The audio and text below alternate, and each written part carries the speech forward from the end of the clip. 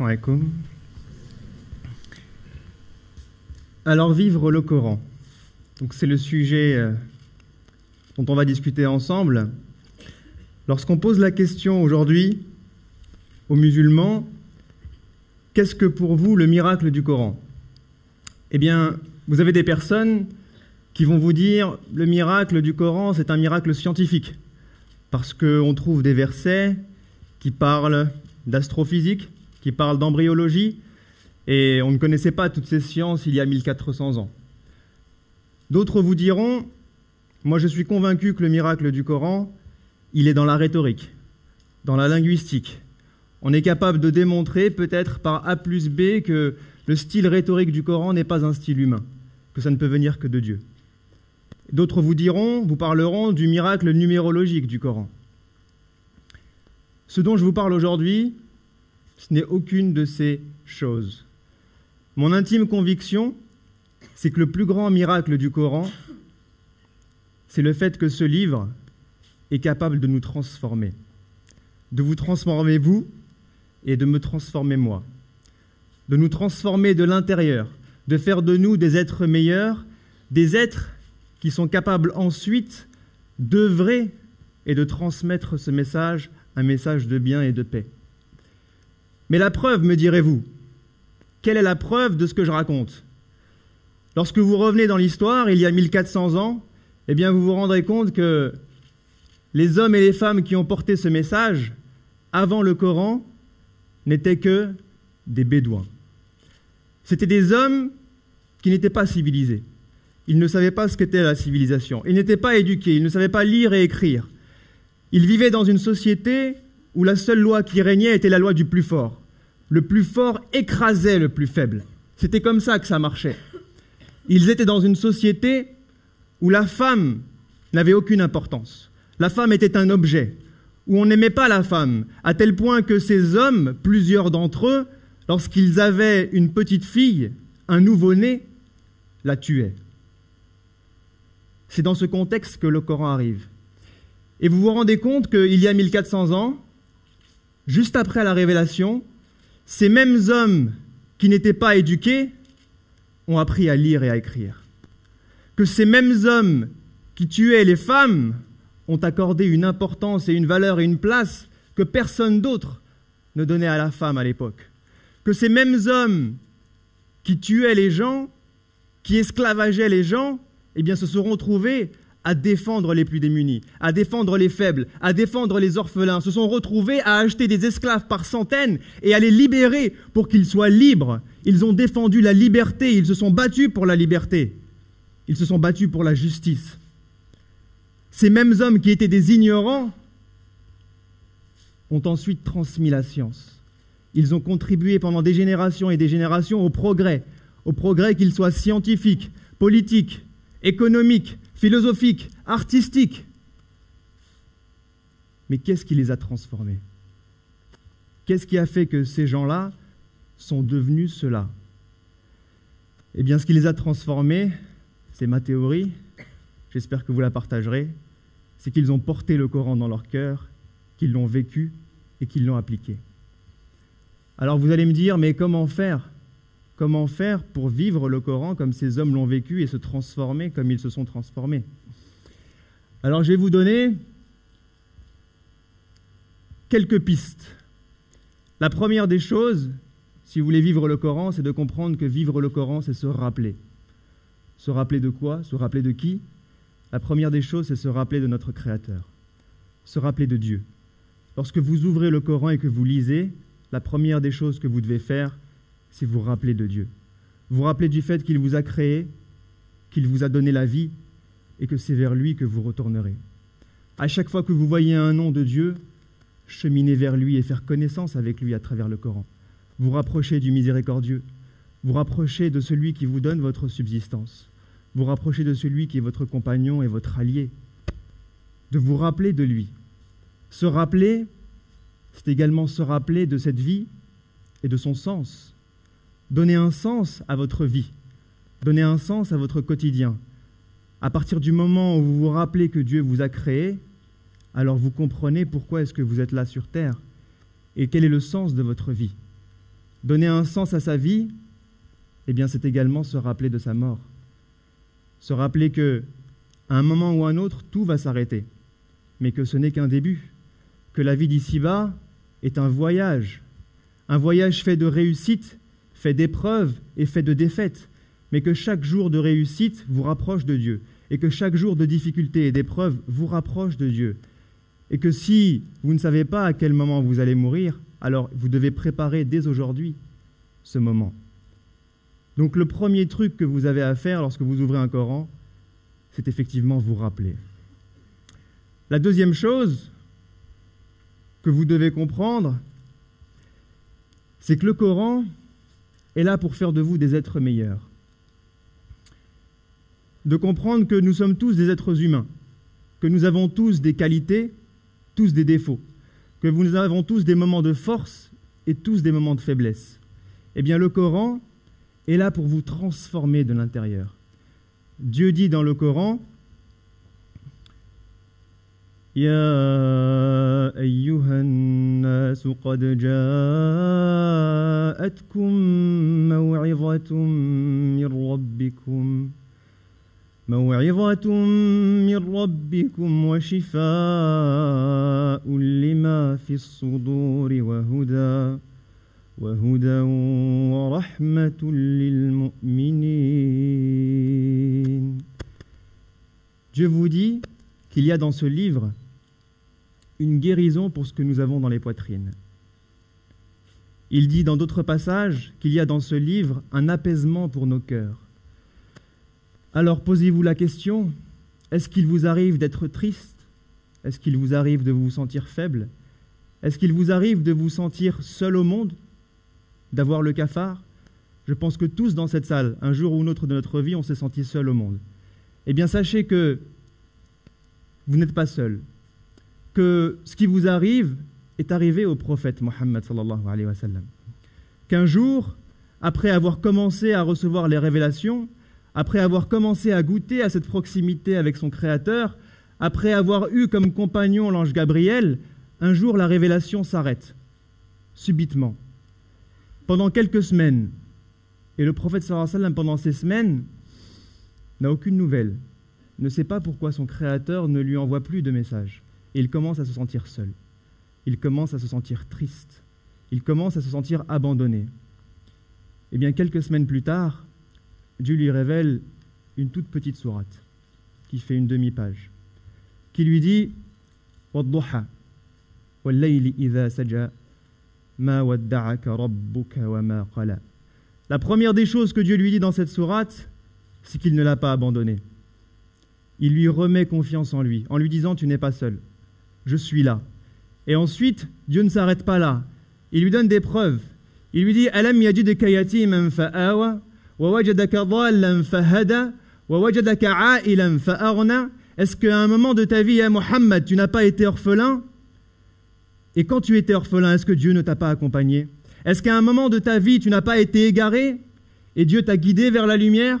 Est-ce qu'à un moment de ta vie, tu n'as pas été pauvre et Dieu t'a donné à manger et à boire? Vrai ou faux? C'est vrai. Et en plus, au moment où tu étais pauvre et orphelin et égaré, tu ne connaissais même pas l'existence de Dieu. Tu ne savais même pas que Dieu était là. Ce n'était même pas ton compagnon. Et à ce moment-là, il était avec toi, alors même que toi, tu ne le connaissais pas. Dieu lui donne la preuve. Il vous dit à chacun d'entre vous, lorsque vous avez mal, eh bien, rappelez-vous que Dieu a toujours été là pour vous. Même si vous ne vous en souvenez pas. Et regardez ce qui vient juste derrière. Et il lui dit فَأَمَّا الْيَتِيمَ فَلَا تَقْهَرْ وَأَمَّا السَّائِلَ فَلَا تَنْهَرْ وَأَمَّا بِنِعْمَةِ رَبِّكَ فَحَدِّثْ. J'ai été là pour toi quand tu étais orphelin, aide les orphelins. J'ai été là pour toi quand tu étais égaré, guide les gens. J'ai été là pour toi quand tu étais pauvre, sois avec les pauvres. Il lui fait dans cette sourate une remotivation. Il lui redonne confiance en lui. Il le relie à son Créateur et il le rend actif. Subhanallah. Une demi-page de Coran. Vous avez des problèmes d'orgueil, de vanité? C'est une de vos faiblesses? Eh bien, sachez que les versets du Coran vous guideront vers l'humilité et la modestie. Vous aimez trop l'argent de manière excessive? Vous êtes un peu avare? Il y a des gens qui sont avares. Vous avez fait un don en venant? Non? Vous êtes un peu avare, vous avez du mal à sortir l'argent, moi j'ai rien dans ma poche. Eh bien sachez que le Coran vous guidera vers le don de soi et vers la générosité. Il fera de vous des gens meilleurs. Donc la deuxième chose à retenir, c'est que vivre le Coran, c'est vaincre ses faiblesses, c'est travailler sur soi au quotidien pour devenir quelqu'un de meilleur de l'intérieur. Ensuite, vivre le Coran, eh bien c'est comprendre que ce livre n'est pas un livre que je mets juste sur ma table de chevet, que je lis la nuit juste avant de m'endormir. Ce ne sont pas des histoires, ce ne sont pas des contes. Ce livre est un guide. Qu'est-ce que ça veut dire, un guide? Ça veut dire que dans ma vie au quotidien, j'ai 3 milliards de trucs à faire. Je me retrouve toujours dans des situations farfelues, dans des décisions que je dois prendre. Eh bien, sachez qu'à chaque fois que vous aurez ce dilemme, vous trouverez des réponses dans le Coran.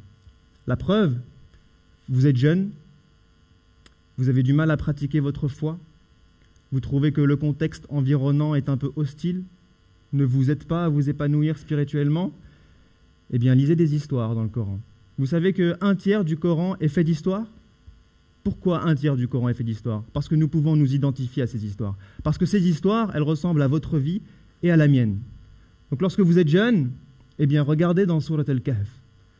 C'est jeune de Surat al-Kahf. Vous êtes jeune, lisez l'histoire de Sayyidina Yusuf. Vous êtes jeune et vous avez du mal, vous vous sentez mal, eh bien, lisez l'histoire de Maryam, Marie, la mère de Jésus, Sayyidina Isa. Vous trouverez dans ces histoires des choses qui vont ressembler de très près à ce que vous vivez. Vous êtes un parent, vous ne savez pas comment éduquer vos enfants, vous vous dites c'est difficile d'éduquer les enfants. Eh bien, lisez l'histoire de Sayyidina Luqman. Regardez quelle sagesse cet homme a transmis à son fils. Qu'est-ce que je dois transmettre à mes enfants? Lisez cette histoire. Regardez comment Sayyidina Noé, regardez Sayyidina Ibrahim, Abraham, regardez comment ces hommes étaient proches de leurs fils. Regardez comment ils parlaient avec tendresse et amour à leurs enfants. Regardez comment ils étaient proches d'eux. Vous apprendrez d'eux. Vous voulez travailler? Vous voulez innover? Lisez les histoires de David, Sayyidina Daoud. Lisez l'histoire de Dhul Qarnayn. Ces hommes qui ont parcouru la terre d'est en ouest, qui ont innové, qui ont contribué au progrès. Vous êtes à un poste de responsabilité, vous êtes un chef, vous êtes un cadre. Lisez les histoires de Sayyidina Sulaiman. Regardez comment cet homme avait compris que ce que Dieu lui donnait comme pouvoir était en réalité une épreuve, que c'était en réalité une responsabilité, et comment il devait gérer ça dans son royaume. Lisez ces histoires. Vous cheminez vers Dieu, votre foi est grandissante, vous voulez avancer dans votre foi, lisez l'histoire de Sayyidina Moussa, une histoire magnifique, une histoire pleine d'enseignements, une histoire de cheminement spirituel. Sayyidina Moussa, Moïse, cet homme qui, lorsque vous lisez les premiers épisodes de l'histoire, vous vous rendez compte que le mot qui revient le plus, c'est la peur. Il a peur. Dieu lui envoie des signes, il voit les signes, il a peur. Dieu lui dit, va voir Pharaon, il lui dit, mais j'ai peur qu'il me démente. Envoie avec moi mon frère. Tout ce que Dieu lui demande, il a peur. Cet homme-là qui a peur, vous sautez quelques épisodes, vous revenez quelques épisodes plus tard, et là, Sayyidina Moussa est avec son peuple, Bani Israël, les enfants d'Israël. Ils sont en train de s'échapper de Pharaon. Et à un moment, ils arrivent et ils ont la mer devant eux. Et Pharaon derrière eux. Et le peuple de Sayyidina Moussa lui disent « Inna la mudrakoun » c'est fichu. Ils vont nous attraper. On est fichu. Qu'est-ce qu'il répond? « Kalla inna ma'iya rabbi sayahdin » non, mon Seigneur est avec moi et il me guidera. Je ne sais pas si on va se téléporter. Je ne sais pas si la mer va s'ouvrir en deux. Je ne sais pas s'ils vont s'immobiliser derrière nous. Je ne sais pas ce qui va se passer. Mais tout ce que je sais, c'est que Dieu est avec nous et qu'il nous montrera la voie. Ce même homme qui en début de série était super stressé et avait peur, quelques épisodes plus tard, il a une confiance infaillible en Dieu. Infaillible. Eh bien, lisez son histoire et apprenez de ce cheminement spirituel pour vous aussi cheminer vers Dieu. Vivre le Coran, c'est aussi être une miséricorde pour l'humanité. Parce qu'il ne suffit pas de vivre sa foi pour soi et de le garder à l'intérieur et d'avoir quelques modèles pour savoir ce que je dois faire au quotidien. Vivre le Coran, c'est aussi les autres. Et Dieu dit dans le Coran à son prophète, sallallahu alayhi wa sallam, وَمَا أَرْسَلْنَاكَ إِلَّا رَحْمَةً لِلْعَالَمِينَ. Et nous ne t'avons envoyé que miséricorde pour l'univers. Certains traduisent al-alamin par les mondes, parce que dans l'univers, il y a les êtres humains, l'humanité, mais il y a aussi le monde des animaux, il y a aussi les végétaux. Ça veut dire que le musulman est censé être une miséricorde pour l'humanité, mais aussi pour les végétaux et aussi pour les animaux. Qu'est-ce que ça veut dire être une miséricorde pour l'humanité? Ça veut dire que tout d'abord, vous devez être un porteur et une source de bien pour votre entourage. Une source de bien pour votre entourage. Votre entourage, c'est votre famille, c'est vos amis, c'est vos collègues, c'est vos voisins, mais c'est aussi les gens que vous rencontrez dans la rue, c'est les gens que vous ne connaissez pas, qu'ils soient musulmans ou non musulmans. Vous devez être une source de bien pour toute personne qui vous croisera un jour. Il faut que chaque personne qui vous croise, vous, un jour, dise « Cet homme, cette femme est quelqu'un de bien, il m'a fait du bien, il est une source de bonheur, il est une source de miséricorde. » C'est ça, être une miséricorde pour l'humanité. Être une miséricorde pour l'humanité, c'est aussi défendre des valeurs, défendre la justice, se battre contre la tyrannie, se battre pour la liberté, se battre pour l'égalité. Ça, c'est votre devoir. C'est votre devoir de miséricorde envers l'humanité que de vous battre pour le bien et de combattre le mal. Ça, c'est votre devoir. Votre devoir de miséricorde envers l'humanité, c'est aussi de répondre aux besoins de l'humanité, répondre aux besoins des hommes, de voir à chaque fois que quelqu'un a besoin de quelque chose, que vous puissiez lui apporter ce que vous pouvez, à votre niveau. Et là-dessus, j'aimerais revenir sur mon expérience personnelle. Moi, je travaille dans un centre de recherche. Je travaille sur ce qu'on appelle des aimants supraconducteurs. Ce sont des aimants qui permettent d'atteindre un certain nombre de performances que les aimants classiques n'atteignent pas. Eh bien, il y a quelques années, j'ai travaillé par exemple sur un projet d'aimant d'imagerie médicale. Concevoir l'aimant d'imagerie médicale le plus performant au monde, le plus grand au monde. Et cet aimant d'imagerie médicale, qui sera opérationnel dans quelques années, eh bien, permettra de comprendre mieux le fonctionnement du cerveau. Ce qui veut dire pouvoir résoudre ou comprendre certaines maladies mal connues à ce jour, comme Parkinson ou Alzheimer. Ce qui veut dire aussi être capable de déceler des tumeurs dans le cerveau, qui sont beaucoup plus petites. Aujourd'hui, je travaille sur un autre projet qui parle de l'énergie d'avenir, l'énergie du futur. Comment concevoir une énergie pour nos enfants. Cette énergie du futur sur laquelle je bosse en ce moment, eh bien, elle ne verra peut-être le jour en termes d'électricité chez vous que dans 30, 40, 50 ans. Peut-être qu'on sera mort avant. Mais aujourd'hui, il y a des milliers de personnes à travers le monde qui travaillent sur ces projets. Et ces projets sont une miséricorde pour l'humanité. Et pour moi, c'est un honneur et une fierté en tant que musulman de travailler avec une toute petite contribution sur ces projets-là. Parce que ça me permet d'être épanoui intellectuellement, personnellement, mais aussi spirituellement. Et ce que je voulais vous dire aujourd'hui, c'est que chacun d'entre vous, que vous soyez ingénieur, ou que vous soyez ouvrier, que vous soyez avocat, ou que vous soyez technicien, que vous soyez professeur, ou que vous soyez étudiant, que vous soyez père au foyer, ça existe, ou mère au foyer, eh bien chacun d'entre vous, avec vos connaissances et vos compétences, vous pouvez devenir une miséricorde pour l'humanité. Vous pouvez apporter quelque chose aux autres. La seule chose qui change, comme le disait notre frère tout à l'heure, eh bien, c'est que vous faites le choix de changer. C'est que vous vous reprogrammez. Que vous dites ce que je fais chaque jour, eh bien, je le ferai pour donner un sens à ma vie. Je vais le faire pour être une miséricorde pour les autres. Et tout de suite, votre vision de la vie va changer et vos actions vont changer. Je terminerai donc avec une question. Qui est partant aujourd'hui pour faire un pas vers le Coran et essayer de le vivre à partir de demain? Levez la main, s'il vous plaît. Eh bien maintenant, sachez que la balle est dans votre camp et que c'est à vous d'agir. Merci.